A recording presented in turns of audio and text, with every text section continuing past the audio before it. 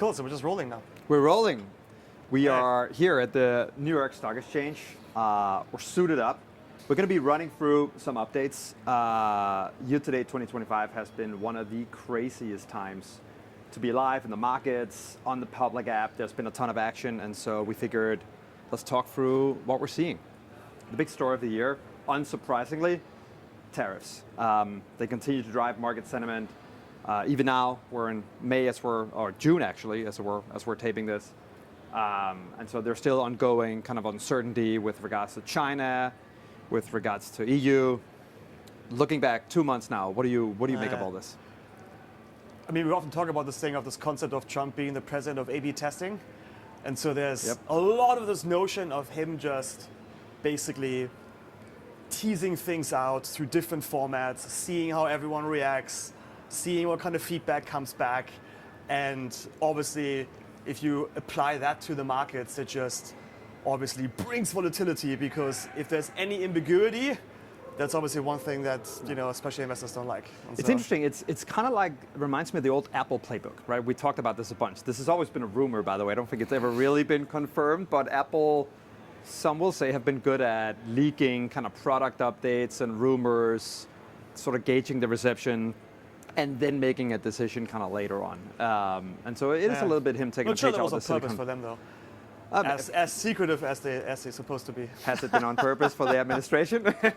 No one knows. No one knows. But it's interesting because we're also increasingly, I think, living in an index sort of ETF economy. Mm-hmm. I mean, if you look back 20 years ago, there was a lot less beta, I think, and a lot more alpha.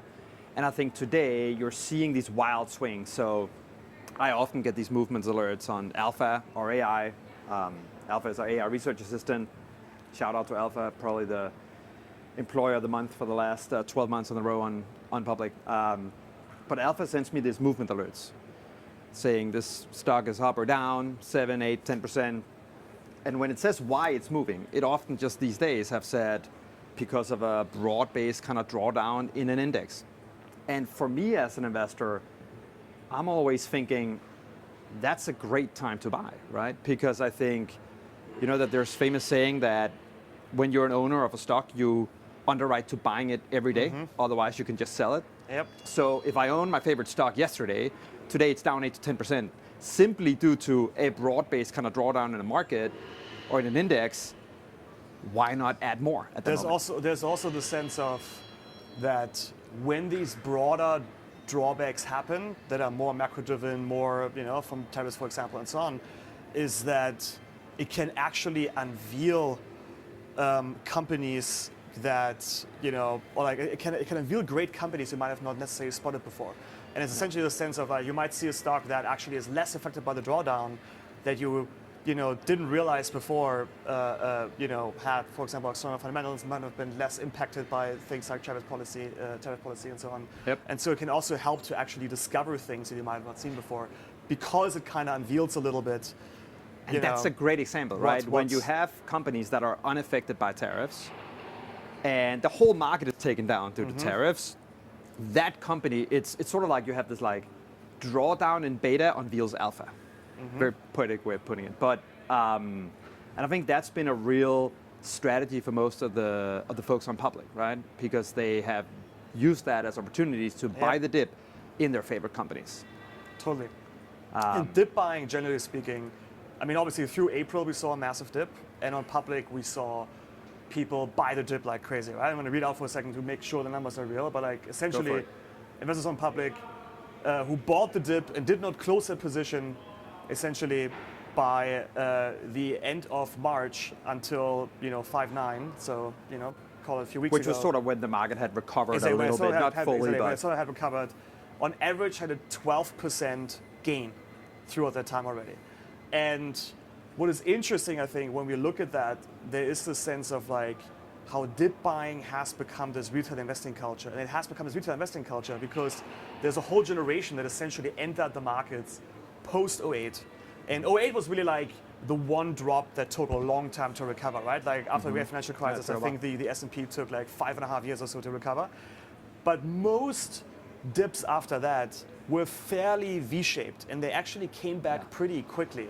And so if you entered the markets after that, just purely of your age or your, whenever you entered, that kind of suddenly like taught you over time this like concept of the markets will always come back quickly and so on. Not saying it will obviously happen, but if you join the markets at that time, that's essentially what you've learned, right? And I think that's what we're seeing heavily impact this like culture of dip buying. Just to put this in perspective, by the way, a 12% gain in a little bit more than a month, that's essentially a 280% annualized gain, something like that. It's a whole year of typical gains, actually more, in a single month.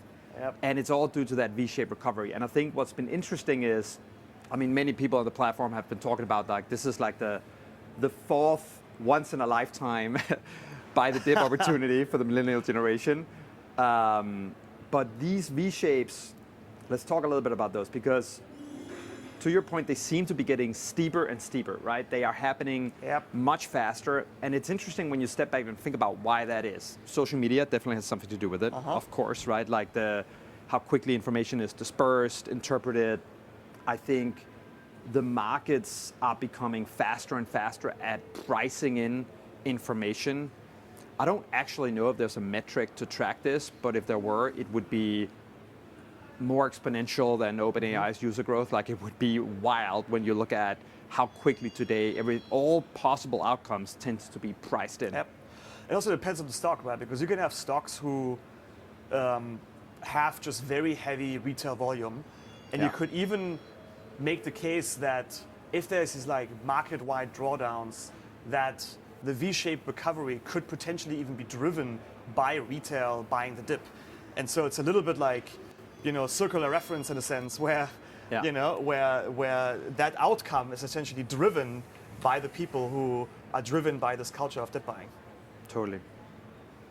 Well, What else have we been seeing since March? If we venture a little bit out of equities, which is actually something I stumbled upon last night. When you go back and look at the V-shape, we're typically just talking about the V-shape in the S&P 500, maybe the Max 7, like certain stocks.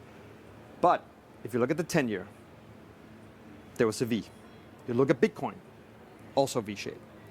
You look at gold, even had a little bit. I mean, gold obviously has just been like the steady climb. Relatively, it's like the least kind of crazy asset, so to say, the least volatile one. I mean, historically speaking, pretty crazy rise, but yeah. That's true. But I just think it is interesting, right? You look at the 10-year. So bonds play a bigger role on public, obviously, since we rolled them out last year. And this has been not just a buy the dip opportunity in equities and in Bitcoin, but also in bonds. So again, go back to the 10-year. April 2 to 4, yields actually went lower, with stocks falling because there was sort of a flight to safety, so to say, by buying bonds and I think, or by selling bonds initially, yields went up, and then later you starting to have all these concerns, which I think we're living through right now in real time, concerns for the US economy, which means that you see some sort of revision there. And so I think this has been, unlike COVID, which I would say is the last like super V-shaped drop, that was more of a single dimension kind of play. This has been 3 or 4D chess, as it were, in terms of like all these different asset classes. On the public app as well, right? Like from the behavior, at least of our users, you've seen that when these drops happen, we have record deposit months, right? And so, May last month for us was a deposit record. And a lot of that money does not necessarily directly go into equities. A lot of that money actually goes into fixed income. It suddenly goes into bonds. It suddenly goes into people locking in a yield that is still, comparatively speaking, historically speaking, like pretty high right now, right?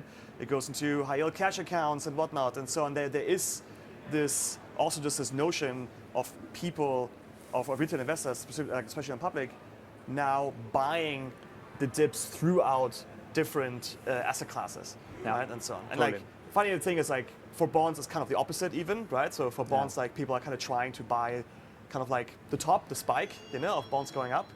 But essentially, yield, they're trying to lock in the yield. They're trying to lock in the yield. So, but it's essentially the same behavior, right? Yeah, totally. And of course, pretty much every month is a deposit record at public, but when we emphasize it like this, it's really because it was quite drastic, right? I think we saw volumes go up 2 to 3x on the equity side.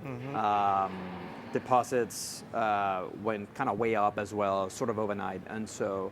And I would say we've come a little bit off of those levels, but we are still sort of operating at a fairly elevated volume level that maybe I think is just the new normal, which it's kind of got me thinking something I wanted to ask you about. So if you zoom out, S&P 500, Bitcoin, gold, most of them have been on a tear since the election. And there was sort of like the Trump trade and everything was kind of popping. And then I guess between February and March, people were like, oh, wait, maybe this tariff thing is going to be a little bit more extreme than we thought. And then obviously Liberation Day, everything kind of tanked. Now we've recovered basically in every single asset class. Bonds are still kind of doing their thing on the basis of deficit talks and whatnot. But do you think most retail investors are still happy with this administration? Like, do you think that all things considered, because now you have tax cuts that are going to stay, they still talk about deregulation, the deficit is not under control, but I would argue at least there's a lot of emphasis on it and there's a lot of focus on it.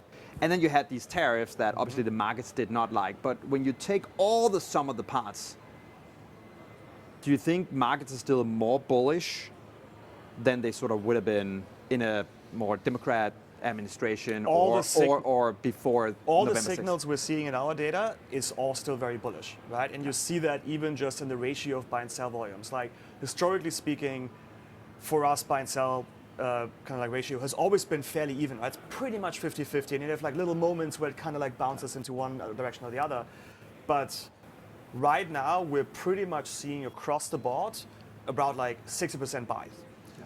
And which might sound little, but 60-40. So like it's actually quite drastic. I think that number went as high as 80 in April. Yeah, right? yeah, exactly. And so in the dip buying moments, it like skyrockets, so to say, right? Yeah. Totally. So like that, I would say like those signals send that, and then otherwise, I think like it's still too early to tell. Like there's just so much information coming and so much action happening through this administration so far that we're kind of forgetting that we're 5+ months in now. It's wild. It's like, absolutely wild. It feels like it's been 2 years already. Not even or so. And so I think it's still too early to tell. Totally. I think the other thing that we have to mention here is if we zoom in from the macro into the micro, talking about the sort of 60% buy ratio, the other thing that's playing out in real time while all this is happening is AI. And that good old quote of when you have the most historic iconic moments in the markets, it's never just one thing. It is a cocktail, right? COVID was a mix of things. It was not just kind of like COVID and the change from, call it more physical store businesses to digital ones. It was also the reintroduction of CERB. It was stimulus. And you could argue those were derivatives of the sort of that first factor. But nevertheless, it ends up being multiple things that kind of drives all this stuff.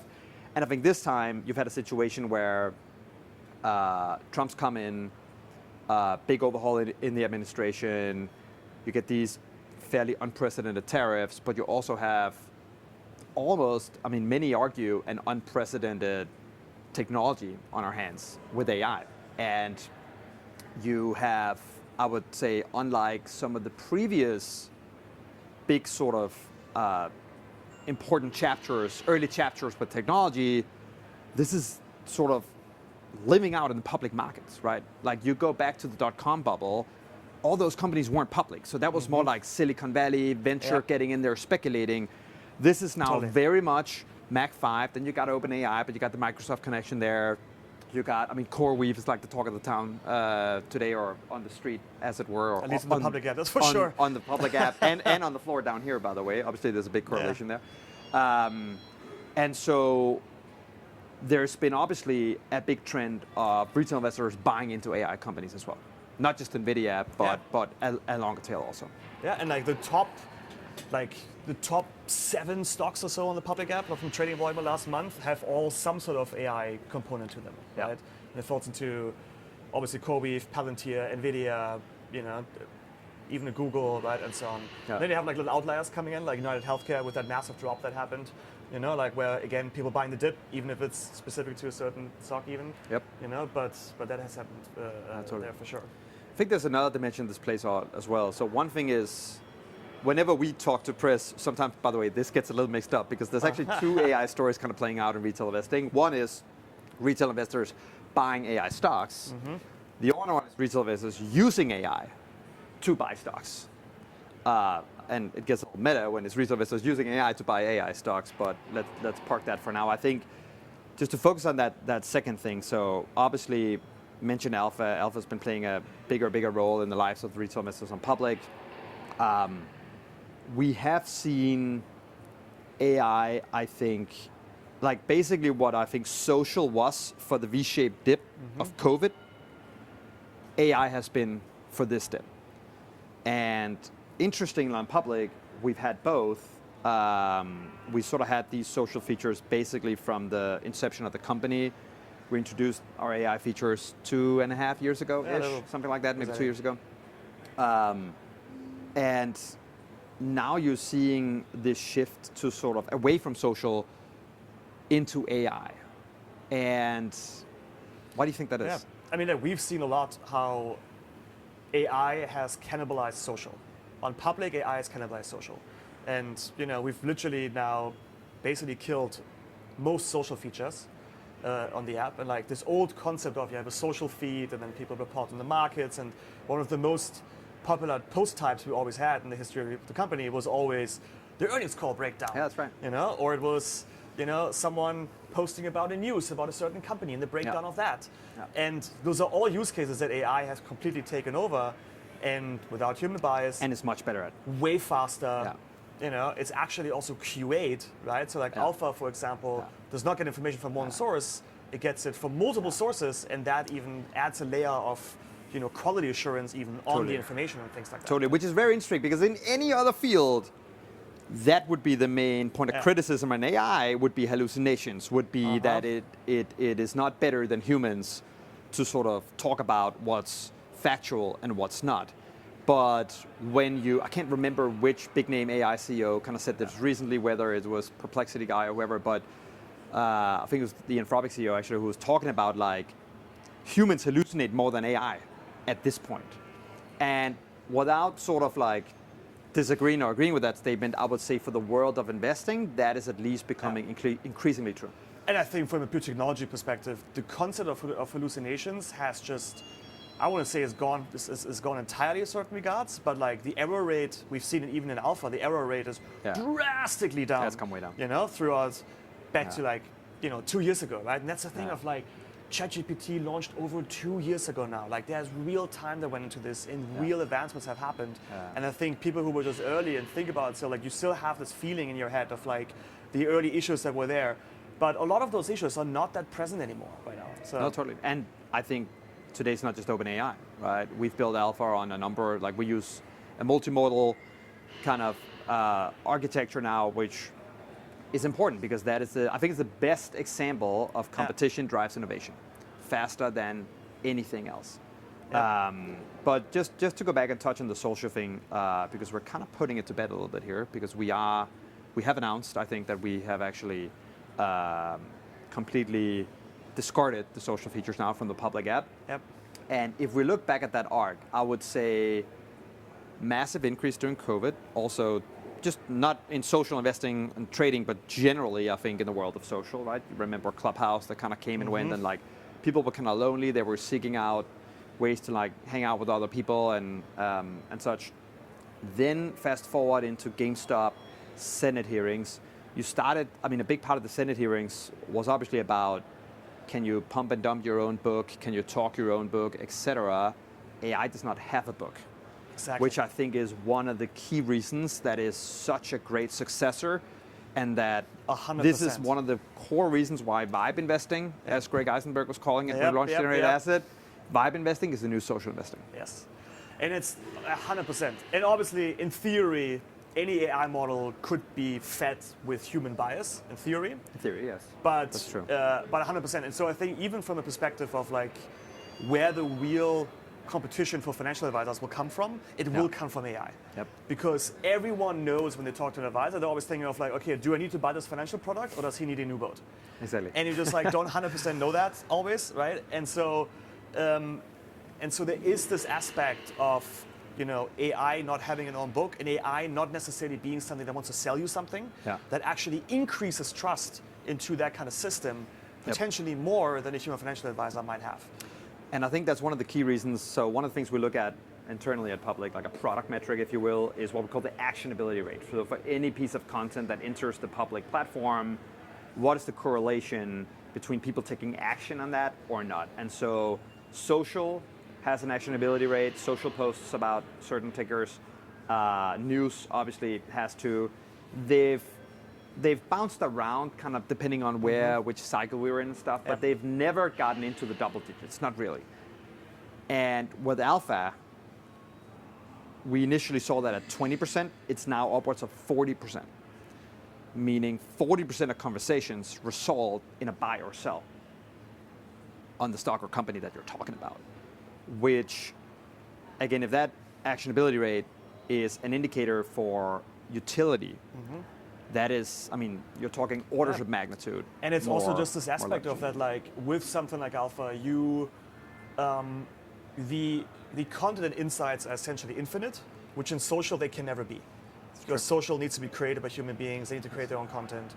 And so you're also... Moderation issues. And moderation, but you're also, there's essentially new behavior that gets kicked in where just like this concept of quick bite-sized research, where like you're checking a few numbers real quick, you're like, you know, asking a quick question of like what happened to the CEO again, like whatever it might be. And that behavior then just bakes itself much more in your day-to-day as an investor, 100%. which then leads to more, like of you more doing that, actually doing more research.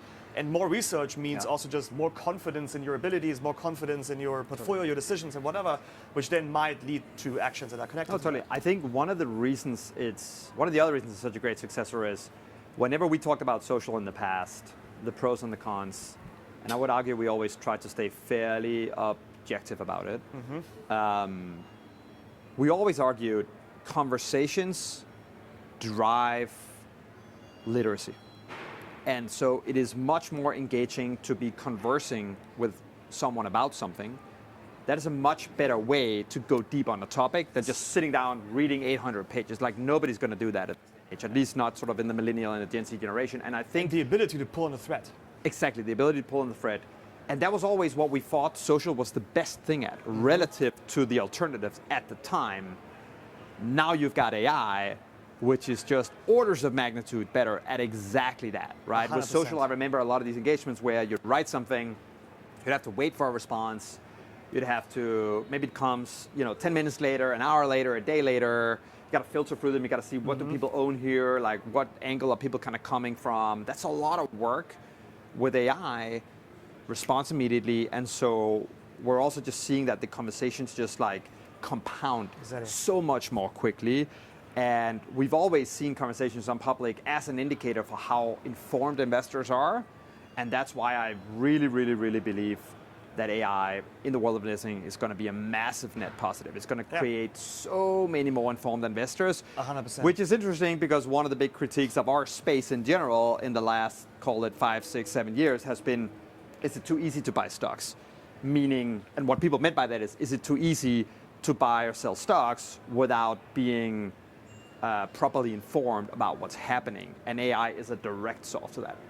Yeah, and it's also, if you look at, for example, generated assets, what you realize there as well is that the next step for AI there is really this hyper-personalized portfolio. Yeah. And you had really this rise, for example, in ETFs, where these like really niche ETFs came up, right? With like really fun tickers and whatnot, and they're like having a really niche topic that they're tackling, and you're kind of suddenly like buying these strategies versus these broad indexes. Yes. And where now things like generated assets actually drive the ability to have hyper-personalized portfolios, and therefore, or in this case, even hyper-personalized assets that you can customize yourself. Totally. and where that research is baked into the portfolio construction to begin with, essentially. Exactly. It's been 3 weeks since we launched Generated Assets. Let's do a shout out to the #1 index right now on Generated Assets. Atomic Accelerators is up 50%. This is not the backtest. This is in the 3 weeks since it was created.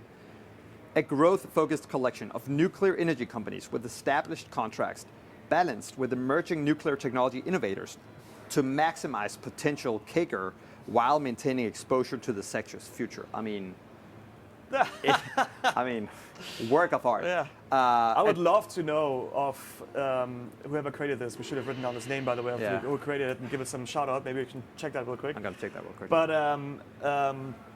I would love to know, for the person who created this one, how much it was Generated Asset who created that exact index versus how much customization the person put into themselves as well. Yep. Yeah, that'd be great. This person, well, the username is Aretro84063. It's a lot of Aretros on Generated Asset already. I want to see shout out to this guy. Well, what's the weighting? Is there like any specific heavy weighting on certain stocks? It's pretty heavily on SMR. Yeah. But it's got about a dozen stocks, and there are like 10. Yeah. I'm counting 9. And interestingly, the asset score is just a 0.15 because it's not the most diverse. Yeah. Obviously, it's lacking a little bit on the diversification score, but the returns on the backtest were, I wouldn't say phenomenal, I would say decent. Yep. They're coming in at 263% over the last 10 years versus the S&P at 148 during that time frame. But interestingly, with less max drawdown.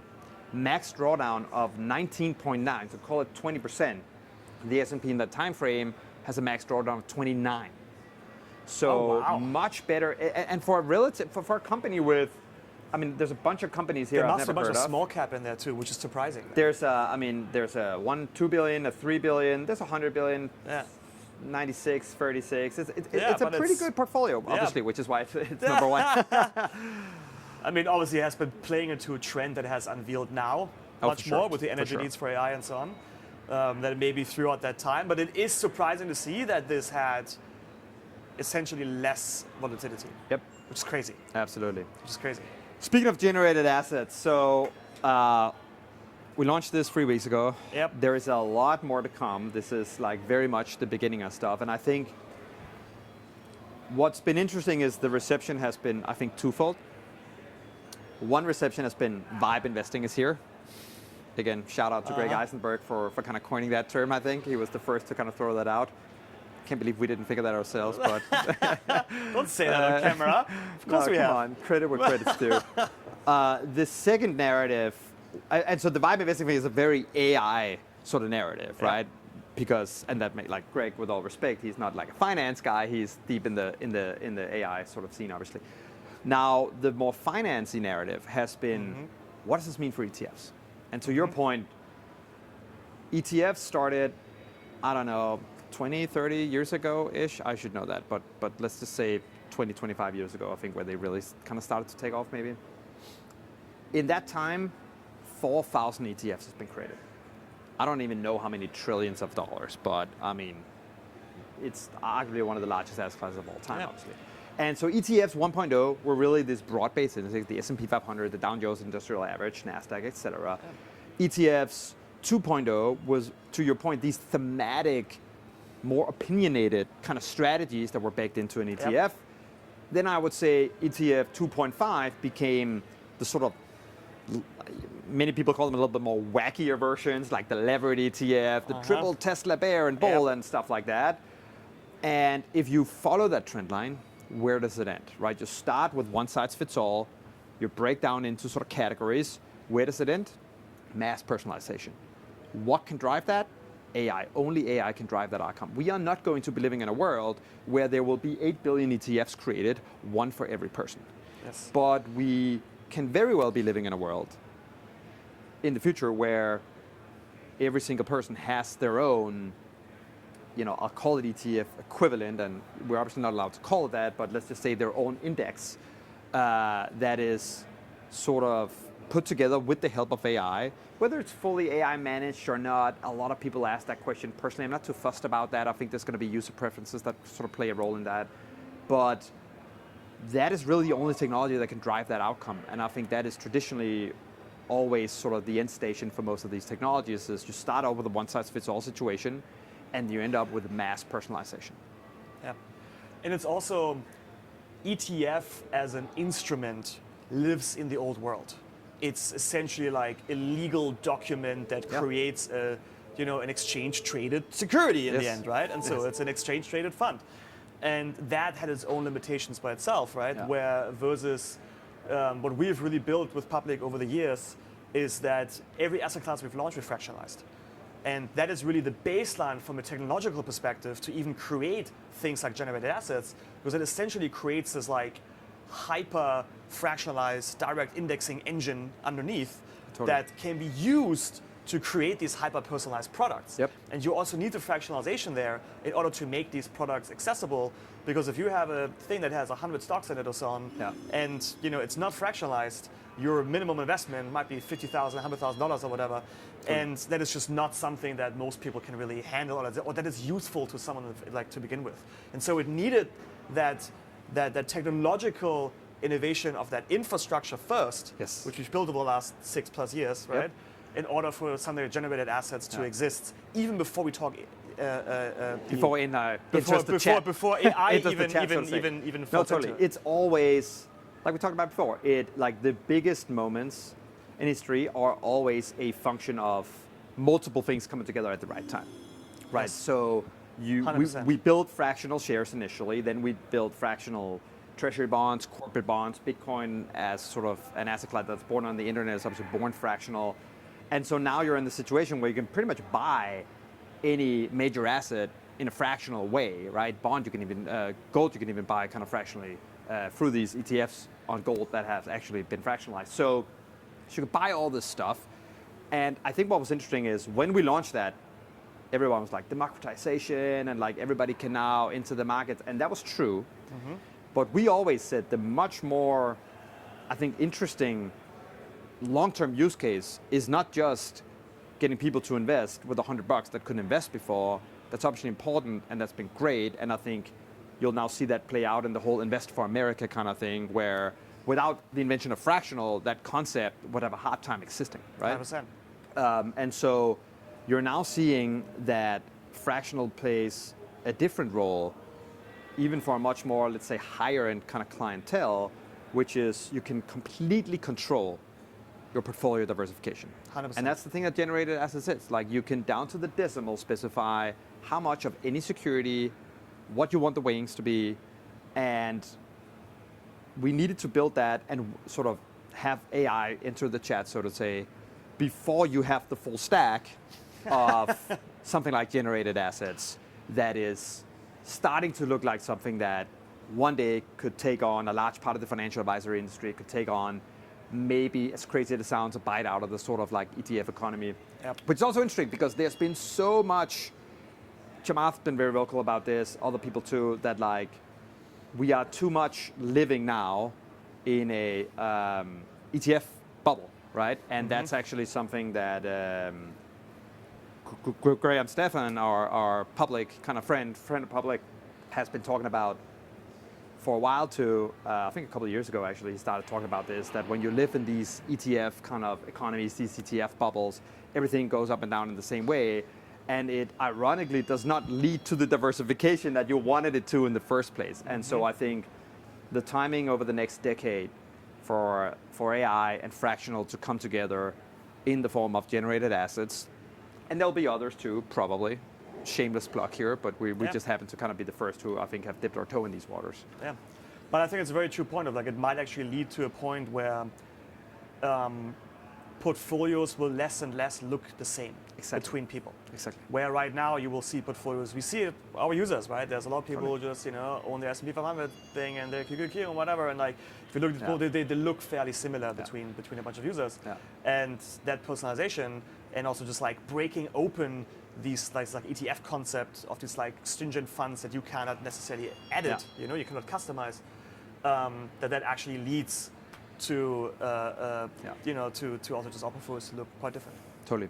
I would say, I know I said that there were two narratives playing out. If there is a third one, it's been the very simple one of you can double click on an ETF and edit it. And I think that is probably, a lot of stuff we're talking about is like very macro, kind of futuristic. I think day one, that probably is the single most relevant, most digestible, sort of easy to understand use case, right? Case in point, you own the NASDAQ 100, often pitched as the NASDAQ Tech 100. The top 10th largest holding in that ETF is Costco.